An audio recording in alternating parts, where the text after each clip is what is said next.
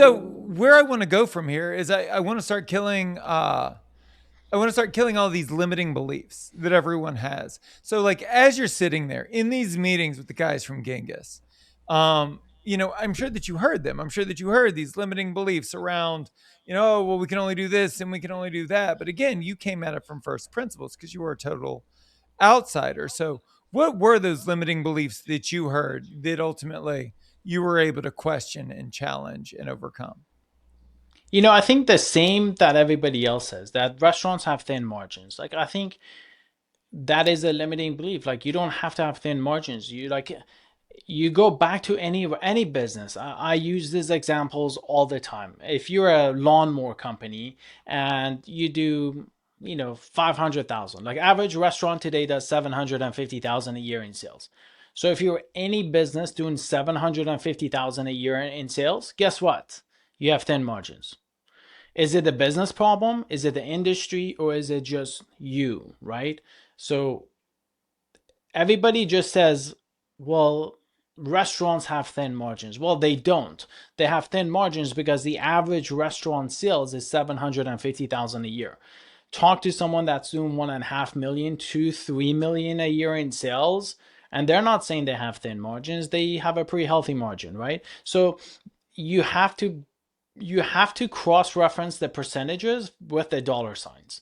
So sometimes a 10% profit margin at 500,000 a year in profit, it's very healthy. And sometimes a 30, 50% profit margin at, $150,000 a year business, it just doesn't do anything. So one of them was that. And then the other one is the food costs. Like 35% food cost is too much. It's too high. Well, that's your core product. People come into the restaurants for great food, great service. So if you're going to cut down on the food cost to a point where the food is just not as good, they're not going to come back. And then the lastly is just labor. Like, hey, our labor is too expensive. Well, your labor and food cost has always been a percentage of top line revenue. Like food costs, totally understood. That can vary and it does vary, but labor, not really.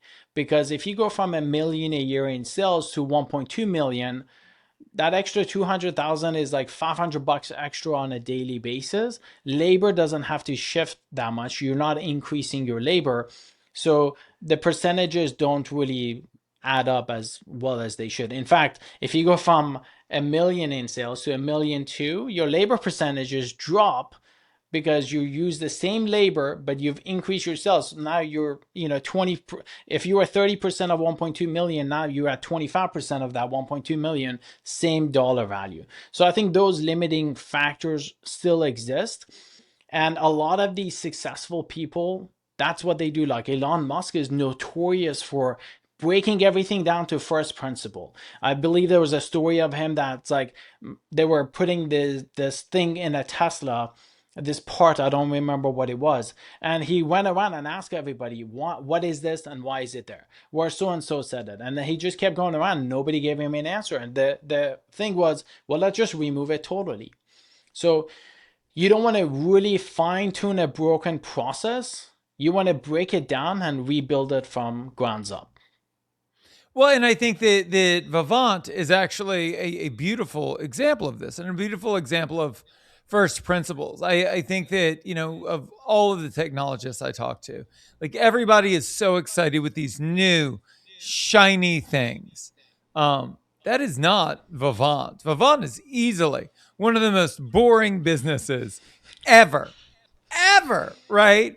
And this competitive set, this vertical in the industry, is already helmed by companies that have been in it since the invention of the telephone, 50, 100 years. Like the stalwarts in there are the ones that get most of the business because that's just who people think about. So I want you to talk about the single problem you were trying to solve with Vivant, and how you went about solving it.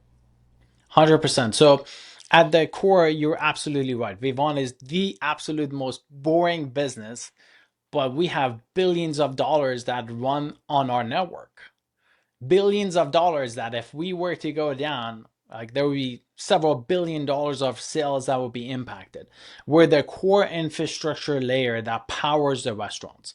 Especially now, prior to 2020, obviously online orders, phone orders, like those things weren't that big of a deal. There wasn't a huge 40 to 60% of revenues being online over the phone, etc. But now today that is.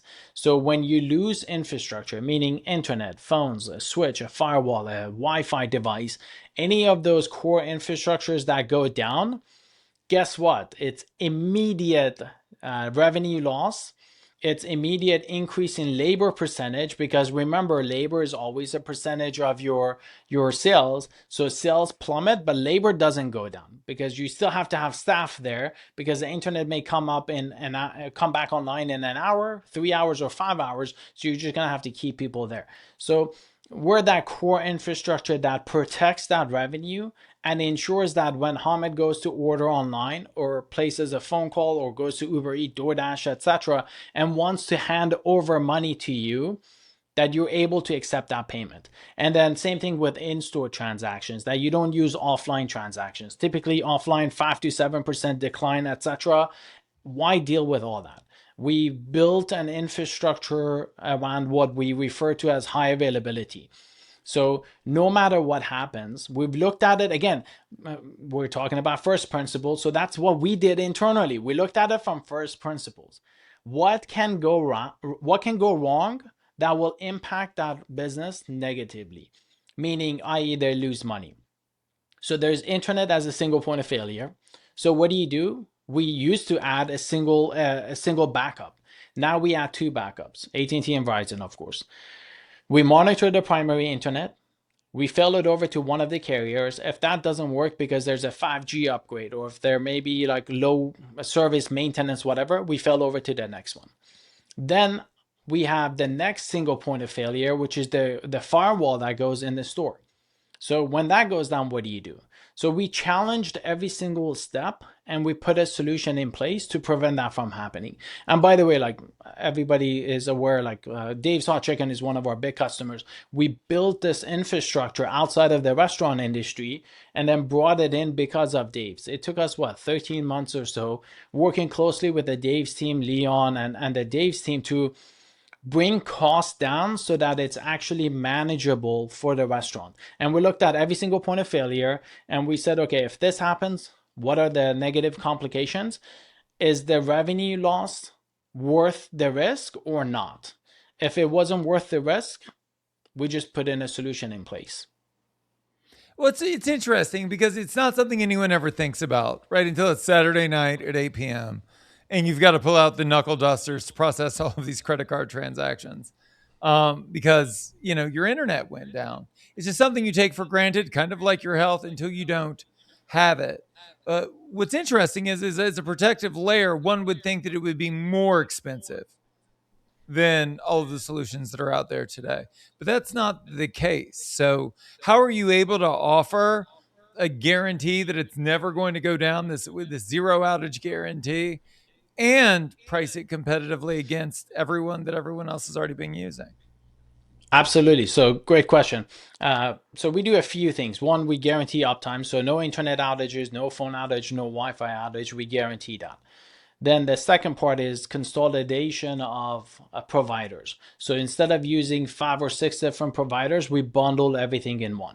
That gives us a little bit more room. Again, going back to our original point, thin margins.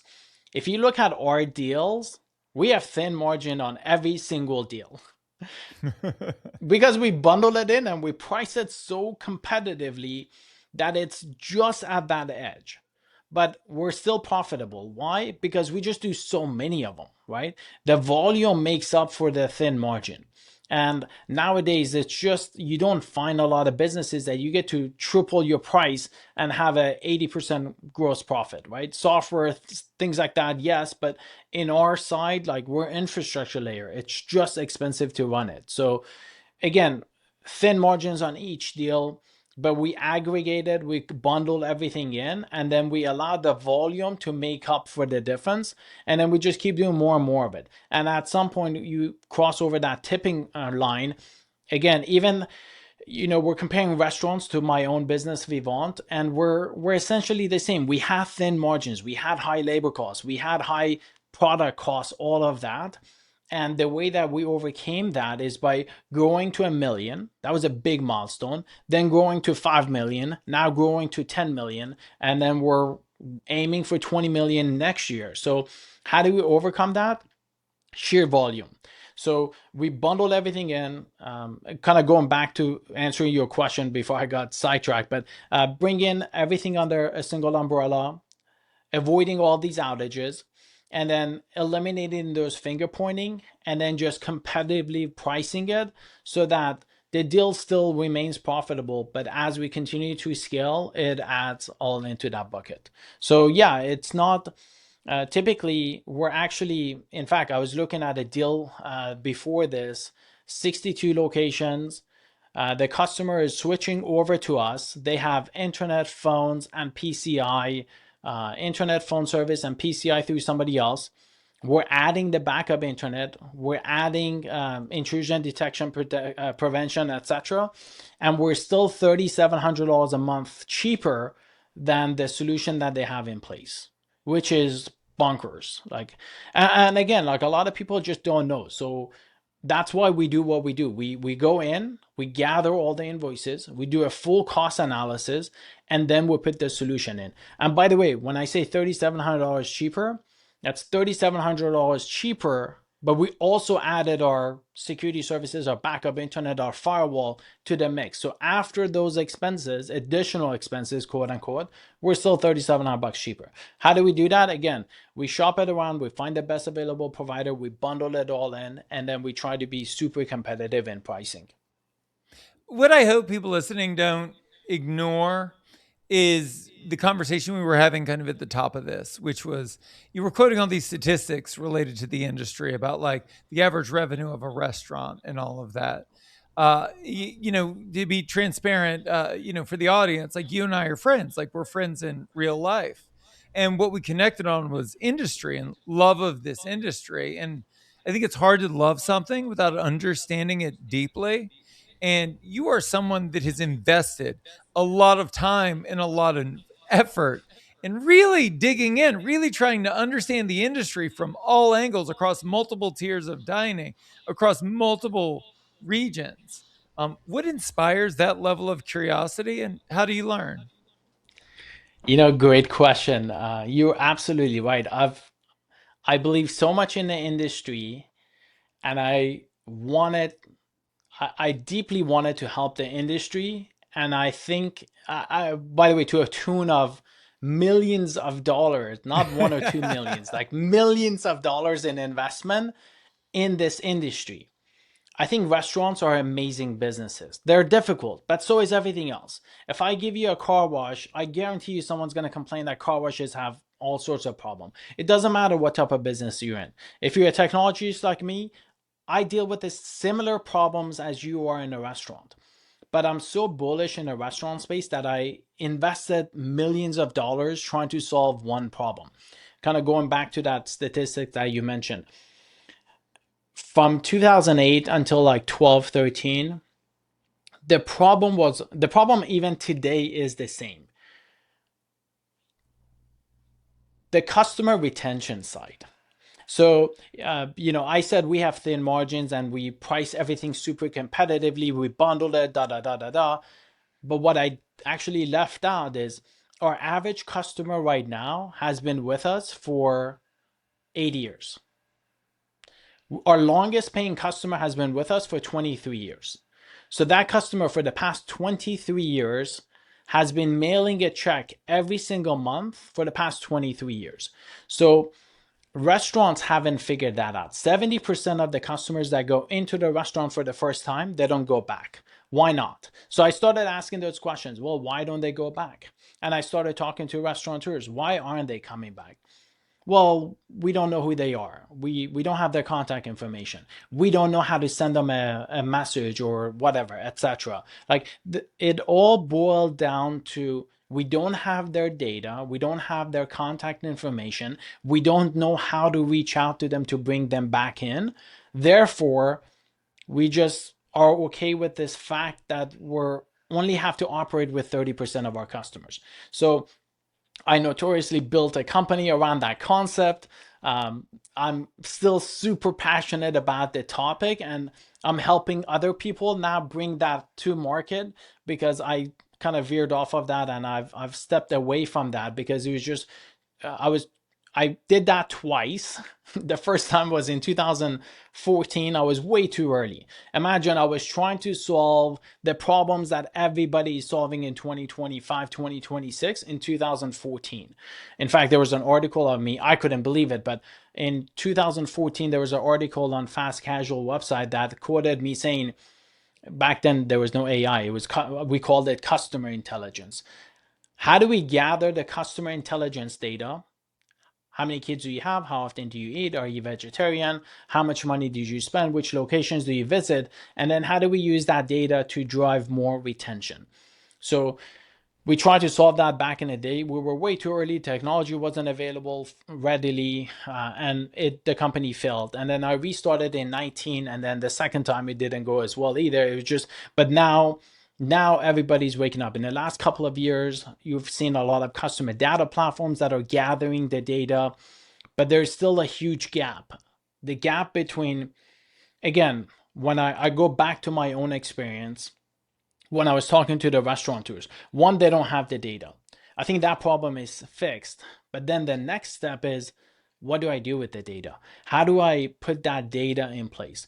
So my love for the industry comes from solving that one problem. And I'm still trying to, again, help anybody and everybody who's got a horse in that race to help them figure out a way to help the restaurateurs be able to monetize and turn that customer into a long-term customer where the frequency will outpace everything else. And it'll, by the way, that one change.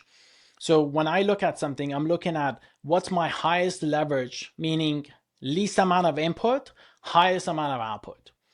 And the one thing in the restaurant industry that has an absolutely unfair advantage and unfair leverage is guest retention. Get that customer, and the difference in numbers is monumental. You get an existing customer, bump everybody to the next level. So if you come in once only, if you get me to come back in twice, or if the customer that comes in twice to come in 3 times, just bump everybody up one level. The difference goes from a super unprofitable, I need to close a restaurant and go do something else, to this is a very profitable restaurant, I need to open another one. So my passion around the whole restaurant industry comes from this one key metric that everybody seems to either have missed, and the ones who have tried to solve it weren't able to solve it, including truly yours. Well, but I think it brings up a great point, and I would say that my greatest lessons in the restaurant industry came from learning from outside of the industry. And I think that there are a lot of people listening today that are sitting in a similar place to where you were with Milagro and where I was with so many projects over the years, where maybe you're wrong, maybe you're early, but it's like we're trying to build this thing outside of the thing that everybody loves us for. I think that entrepreneurs by nature like to solve problems, that we're problem solvers.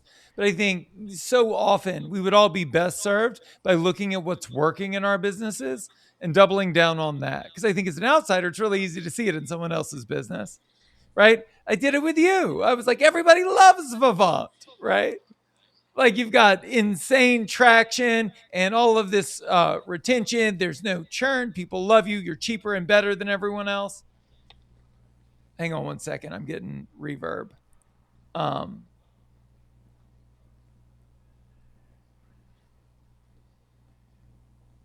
it's gonna stop. Hang on. That's really interesting, Hamed. It's coming from your side, and it's yeah. Okay, yeah, interesting. I'll mute when you were speaking. Go ahead. That's okay. That's okay. That's okay. So there's all of this traction, right, associated with this thing, and we don't focus on that. We focus on like the next problem to solve or what the next thing is. But the opportunity that I see for all of us, for you, for me, for everybody listening, is this audit to really double down on what's working. There's nothing in the world harder, and I think you would agree, than going from like zero to $1 million. That is like nearly impossible. But from 1 million plus, it's very much formulaic if you follow the formula. And I think what is most interesting about Vivant and about your career as an entrepreneur is that, when people look at you saying, we're going to hit 10 this year and we're going to do 20 next year, it just seems so far away. But the truth is, as long as the company has been around, you really only started to scale a few years ago. And the gift that you gave yourself was this opportunity to focus. Can you talk about that? Yeah, 100%. You're right. It's really, really, really difficult to go from zero to one. And I've heard, a lot of people had told me that as well. It's like, look, you've gone from zero to one. Now you got to go from one to five, five to 10, 10 to 20, etc. Why would you climb the ladder back down and then go back to zero again and try to start something brand new and then try to go from zero to one again? And it takes a huge toll on an entrepreneur. It's a very difficult journey to go from zero to one. But once you go from zero to one, from one to five, and then five to 10, etc., it becomes so much easier. In the last 5 years, we've gone from 1 million to like 10 million. So and most of the growth has been in the last 3 years mostly, right? And I looked actually into, like, we follow the same people probably, like Alex Hormozy has been a great eye opener for me. And I'm looking at the metrics, like why is it easier now? So the framework that I built for myself revolves around four things: products, having exceptional products. If you don't have exceptional products, it's a non-starter. For us, we're in the PLG mode, product led growth. That means our products are so exceptional that they sell themselves without us having to convince somebody that they should use us. It's like, hey, do you want cheaper, better internet that never goes down? Like, it's obvious, right? That's Yeah. PLG, that's products. Then it's people. You got to have the right people in the right position to be able to take the products and present it properly, like scale, train, da da da da da. Then the next thing that we started doubling down on a few years ago was processes. We have every single thing that we do now that is more than like 4 or 5 steps is documented in a knowledge base. So we have amazing products backed by great people, backed by amazing processes so that we don't miss anything, and we just keep rinsing and repeating. It's the same thing over and over again. And then lately we had those three only, and then we added a fourth one, and that's ongoing training. So now I call that PPPT: amazing products, amazing people, amazing processes that are very clear, and then training to ensure that everybody stays in the everybody stays up to date and executes on everything else. So that's what enabled us to go from not from zero to one. Zero to one was just do anything and everything at any cost, at any process. Like, you just had to figure it out. Like, For there sure. was no Absolutely. SOP, there was no, yeah, like literally, like, you knock on the door, you make a call, you send out an email, you did whatever you had to do to just go from zero to one. But after going from, when we went from one, I think we went from like one to like 1.9, and then went from like a couple million to like 4 million. And then at that stage, it's like, all right, like, we've got to figure these things out. And considering that we've got a team of about 100 people now, 40 of us are developers. So we just keep building the things that were missing in the business in order to fill the gaps. And we always bought the solution first. Again, crawl, walk, run. Buy the product first, figure out, do we use the whole thing? Do we not? Is it worth the cost? If it's not, can we build it? Can we improve it? Can we do it better than what everybody else is doing it? And then the thing that really, really helped us scale is having a single source of truth. We brought everything that we're doing, from our CRM, opportunities, HR management, time tracking, projects, tickets, automations to billing, invoicing, auto pay, everything that we have, our knowledge base articles, even client access, we centralize that in one software that we have built called Utilico. And that helped us not have to deal with 10 different logins, multiple sources of truth, tons of duplicate entries, different solutions for different pain points that we had, and that also helped us grow. So it wasn't one thing; it was just a combination of all of those things that helped us scale and helped us be where we are today. But again, I think the biggest thing is that PLG mode, that exceptional products and backed by amazing people. Everybody's doubling down on AI. We're doubling down on humans today because I think the relationship is, again, that's also another, maybe that's another indication of why we have such a long customer tenure and they don't go anywhere.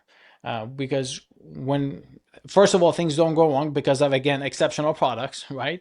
And when things do go wrong, we put an SOP in place to ensure that it doesn't go wrong again, which feeds back to exceptional products, right? When things don't go wrong, people aren't actively looking to change because they don't have any problems. They're looking to change because they do have problems. I want to unpack this because this is valuable. And again, like I have insight because, we're friends in real life. But it's once you had the product in place, which you had the product for a really long time, not to say that it certainly hasn't evolved over the years. Uh, but ostensibly it's always been better and cheaper than everything else out there.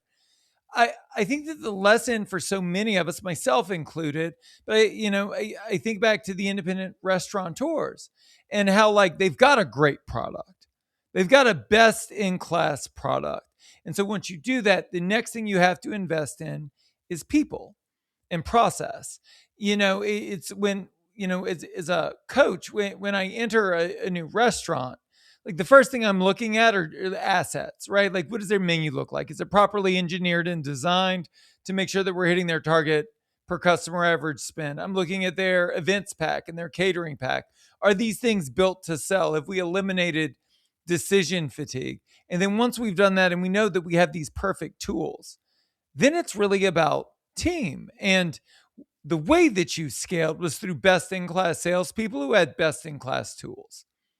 And I think that is a massive lesson for all of us because, there's so many people out there that are listening that have like these people that are an amazing cultural fit for their business. They'll do everything but sell for the company, right? They won't sell that special. They won't ask for information to get them on the VIP list. They won't do these things. They'll do everything else, but they won't do that.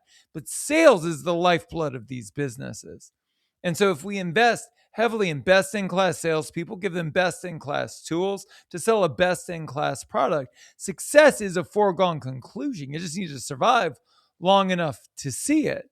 But it goes back to the very top of this conversation where you said, that it's a complex industry. And I guess maybe I've been in it so long and I have this wide aperture after having worked with so many different businesses, and I know you have as well.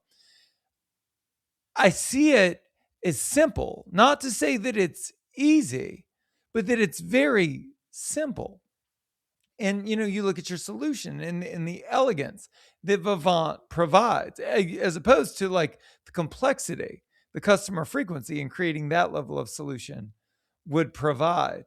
Um, Over the last, let's call it 3 years, where your perspective on your own business has changed. Has it affected how you view the restaurants you serve? 100%, because you have a very valid point. It's a simple process. It's not easy, and the not easy part is proactiveness, it's consistency, is persistency, is the grit. Like, you're an entrepreneur, you signed up for this. Whether, like, I didn't know I signed up, I didn't know what I signed up for. I got fired out of Best Buy.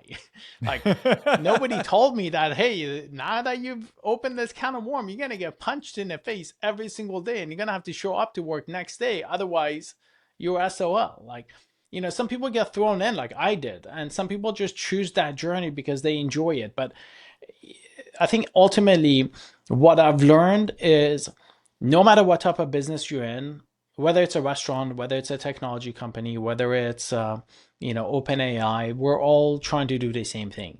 And we get lost and we overcomplicate things.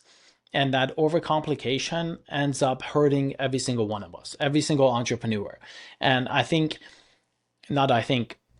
believe every entrepreneur that has been successful because they've been able to master one thing.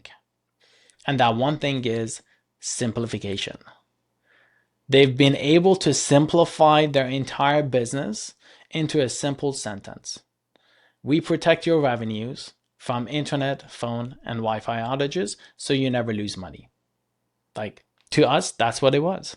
And then we learned something from you. We actually started running ads against like multiple variations of that to figure out what resonated with our customers.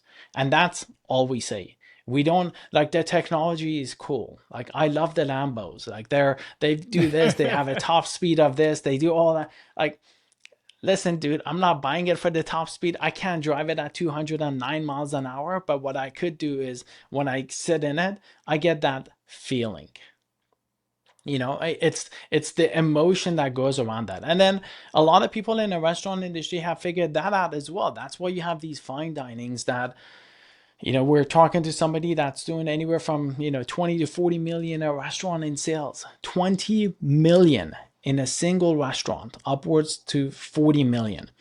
They're not, it's not about the food, it's the whole overall experience. So again, the thing that I've learned looking at all these businesses, they're all the same. Like, again, there's so much to unpack and so much to go around that. But one is we all only have really three ways to drive business. You get more customers, you get more existing customers to buy more often, or you increase your pricing, right? Those are the only three levers that we all have collectively. Again, regardless of industry that we're in. And then you don't have to super innovate all the time. You like take a look at your adjacent industries like hotels. And actually I had somebody on my podcast she worked at Expedia. Expedia had fought the exact same war that restaurants are fighting with 3PD, right? So airlines and hotels had to go through. In fact, Southwest held the longest. Just about a year ago, Southwest decided they're gonna let like websites like Expedia sell their tickets. Before that, if you were an Expedia customer, by the way, I live here in Dallas and Southwest is close to me, but I never really went to southwest.com just to check their flights. I just went to Expedia, and if Expedia said American is the best way, I flew American, even if it was more expensive. So they fought the same wars, etc. The point is learn from their experience. Like they didn't win that. I know third-party delivery is like a massive big deal now in this space, but there are other industries that you could learn from. Or if you go to like back to the hotels or back to even airlines, they've done something like loyalty to me is a big deal. I treat loyalty differently than everybody else. Everybody, I think, treats loyalty in restaurants as a digital discount book. They're like, hey, if you come in 10 times, I give you a free thing. If you accumulate 10 points, I give you a free this, free that, right? But I've used this example multiple times. There's a restaurant, a Latin restaurant here nearby me, and they should know everything about me. They should know that I used to go there, a few times a month. They should know that their average customer spend is $64. They should know that I spend 120 plus because I go with 3 or 4 people. They should know all this information. By knowing that, they also know that I'm twice as profitable because I spend twice as much. I tip twice as much, so I help the labor. Like I solve the labor problem because I'm tipping more. I solve the food cost problem because I spend more, and I solve the profitability because I spend more money. But when I walk into the restaurant and it's busy and I've got 6 different people with me that's going to spend $250 versus $64 average check spend, why would you make me wait 45 minutes in line? Why would you not even recognize anything? Like airlines don't do that. On airlines, there's a priority lane. Hey, if you're a first class member that you've spent a ton of money on, We're not going to give you anything free. We're just going to allow you to have this privilege. Hotels, same thing. You go to Marriott, they have a different lane for Bonvoy members. If you're gold, platinum, whatever like levels are, you just get treated differently. Restaurants could also do the same thing and treat people differently to solve that retention piece. I think, for us, our biggest challenge is acquisition of customers. It's customer acquisition. Restaurants don't have that problem. Acquisition is fairly straightforward, fairly easy. Like you're super hyper local, people will eventually find you, however they do. But retention, we don't have that problem. Somebody signs up, they'll stay for 8 years. We know that. Restaurants, on the other hand, have that problem there. And then pricing is just kind of shared. It's between, we're all having to deal with pricing, and pricing is just very difficult. But it simplifies down to those three metrics and looking at what other people from other industries are doing and breaking everything down to first principle in order to build back up, not just because everybody says that's the way to do that. I think that's the biggest mistake that any entrepreneur can make. Is I said the most successful have one thing in common, that simplification. The opposite of that, the biggest mistake that you could make is not break things down and ask why. It would be crazy for me to have you on the show and not talk about AI. Because I know that, you follow it closely. I know you utilize it aggressively. My favorite quote of yours ever is that you put AI in a mediocre business and it just gives you mediocrity at scale. And so, what is your approach to AI? How do you think that the folks listening should approach AI? For the people that you serve, how are you using it in your business to serve them better? And how do you think restaurants should be approaching AI? Absolutely. So we'll start with junk in, junk out. That's the most important thing. So for us, we have an unfair advantage relative to our competitors. We have a single source of truth, that utility platform that houses everything. So all of our customer data, all of our knowledge base articles, support tickets, projects, everything's in one place. So now I don't have to cross connect 10, 12 different tools just to get data across multiple avenues within my business. Like, how is support doing? How are our projects doing? Are we on budget? How is the lead system doing? How are the opportunities? Are we collecting revenue? Not all of that. So the first thing is junk in, junk out. So I really believe that if you put AI in a poorly not organized, not structured environment, it's just gonna feed you a whole bunch of garbage. And what happens is you're like, well, this system doesn't work. Well, why does it work for everybody else? Why doesn't it work for you? And by the way, I ask myself all the same question. Like, we've done a lot of PPC and we've failed at it multiple times, but we don't give up, because if it didn't work, there wouldn't be trillions of dollars poured into advertising. Like Facebook and Amazon and Google, these guys are making so much money on advertising. So clearly it does work. So that's one. How to implement it into the business, we do that. This is the framework that I use. We look at our internal data. We start with metrics first. What's wasting a lot of our time? Let's just review that first. So for example, and then how do you use it to improve customer experience? So three things. Does it increase revenue? Number one. Will it decrease cost? And then three, will it improve efficiency? So those are the three things that we're looking at, and those are our metrics. So we looked at our ticketing system, and we looked at the amount of hours that was wasted by our team contacting internet service providers and saying, hey, is there an outage or not? And that we've now automated that entire process, where automation kicks in and we monitor all of our devices. And we also monitor all of the internet providers that we use for our customers. So your Hamed's Burger Joint or your Dave's Hot Chicken, primary internet comes in, whether it's AT&T, Comcast, Cox, whoever. plugs into our system. We monitor from outside, from inside, just to ensure that circuit is healthy. That circuit goes down, automation kicks in, creates a ticket in our system. And then we used to hand it off to a support agent.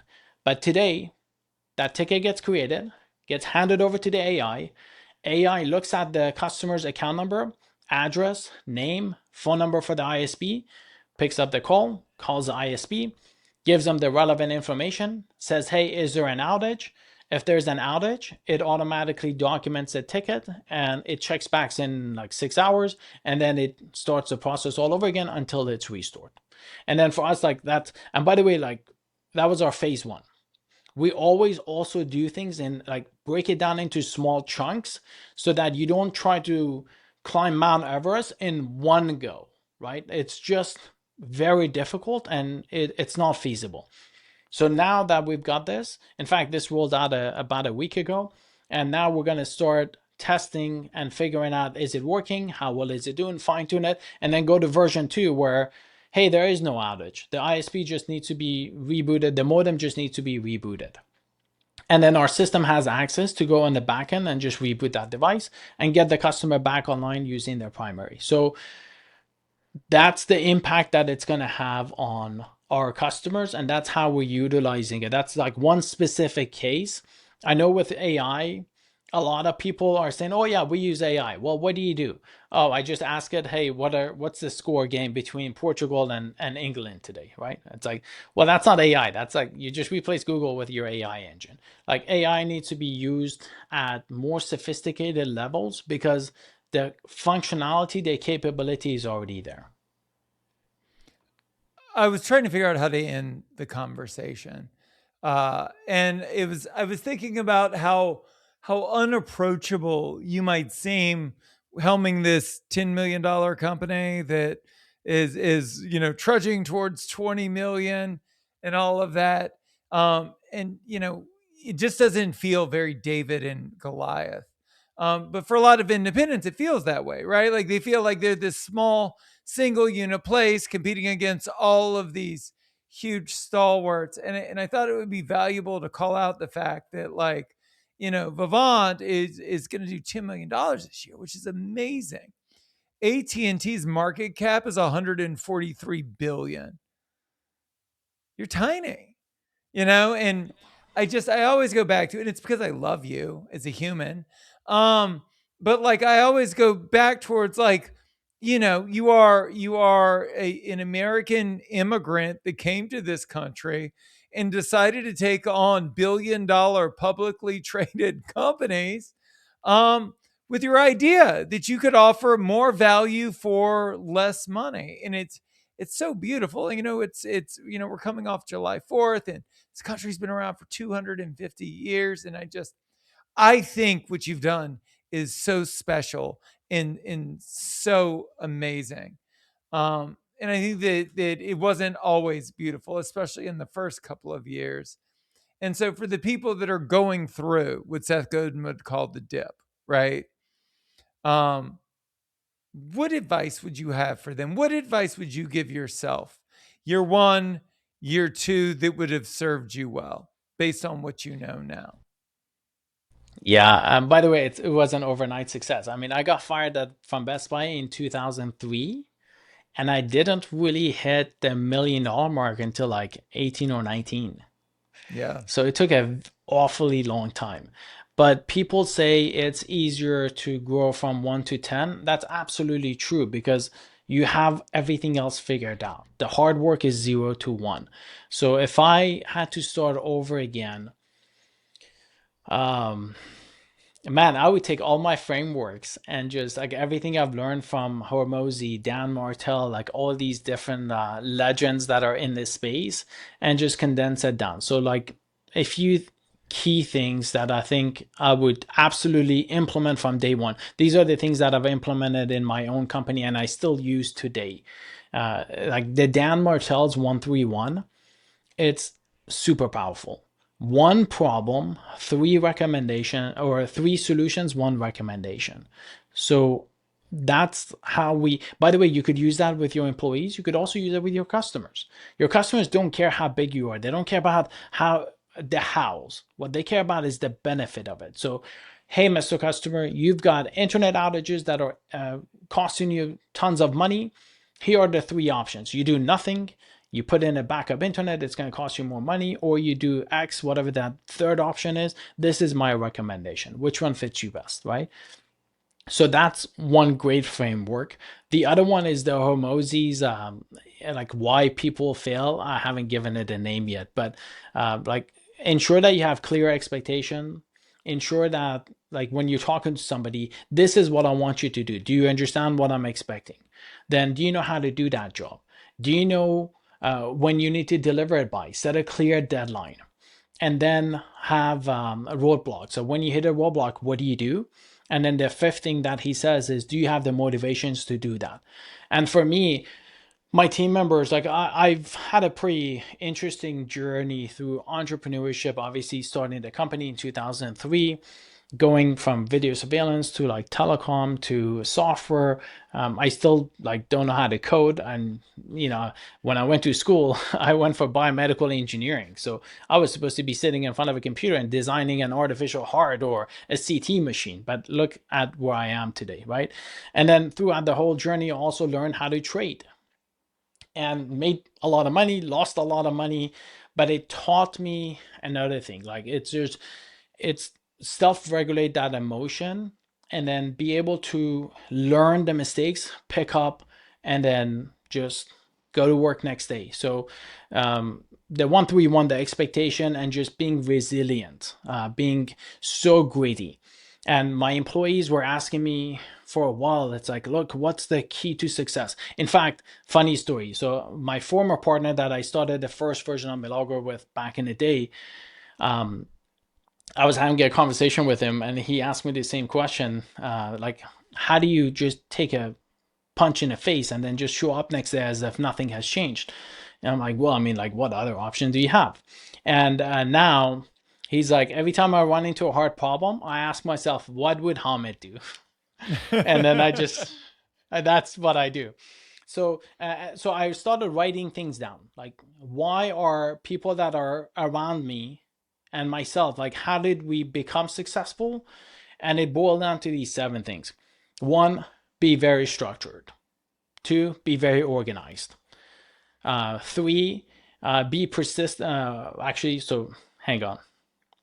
Cut that out. So structured, organization, prioritization, set clear deadlines, communicate, persistency, consistency, and execute. Okay, got it. So okay, take me through it. Yeah, so I've got these 7 things that I wrote down. Number 1, you got to be structured. Number 2, you got to you have to know how to prioritize. The third thing is you have to be able to set clear deadlines. Then you have to be able to be organized. You say you missed organized at the top. I know, I missed organized. Yeah, let me pull my my KB up. I've got it written down. Now that my team's gonna grill me on that. This better not get out. 7 habits of highly successful people. That's what I called it. Okay, there you go. Let's go down here, back here.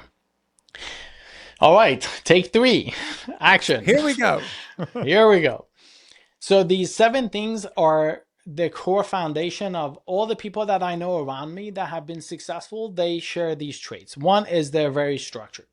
2, they're very organized. 3, they're able to prioritize. 4, they're able to set clear deadlines. 5, they're able to communicate effectively. And by the way, that's very important. And then 6, they're persistent, they're consistent, and they're proactive. And lastly, they all execute. Whether it's a good or bad, they just execute. And they just get a lot more reps and they make a lot more mistakes and they learn a lot from those failures. So those 7 things, if I had to go back and start over again, like that would be a framework that I would give to my younger self and say, look, 131, this Hormozzi 5 thing, and then put the 7 habits and just master it and just go all in.